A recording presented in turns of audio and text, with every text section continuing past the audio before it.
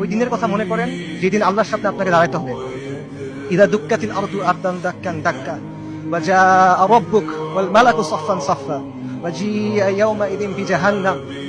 পৃথিবী চূর্ণ বিচূর্ণ হয়ে যাবে, বালির মতো হয়ে যাবে। আপনার প্রতিপালক আসবেন এবং মালাইকারা আসবে সারিবদ্ধভাবে, এবং জাহান্নামকে আপনার সামনে আনা হবে। ওই দিন আল্লাহ আপনাকে প্রশ্ন করবেন, আমাদেরকে প্রশ্ন করবেন, কি জবাব দিবেন আল্লাহকে বলেন? ফায়াউমাইযিন লা ইউআযযিবু আযাবাহু আহাদ ওয়া লা ইউথিকু ওয়াসাকাহু আহাদ। আল্লাহ ওই দিন যেভাবে আযাব দিবেন ওভাবে আর কেউ দেয়া নাই। আল্লাহ ওই দিন যেভাবে বাঁধবেন ওভাবে আর কেউ বাঁধে নাই। কি বলবেন আল্লাহকে তখন? আল্লাহ আপনাকে যদি জিজ্ঞেস করেন তুমি কি করছিলে, আপনি কি জবাব দিবেন বলেন? এই কষ্ট বেশি না দুনিয়াতে আপনার যে কষ্ট বেশি সেটা বেশি? এত কিছুর পরও দেখেন আল কুদসের মানুষ ঈমান, ইস্তিকামাত এবং সবরের কি দৃষ্টান্ত স্থাপন করছে।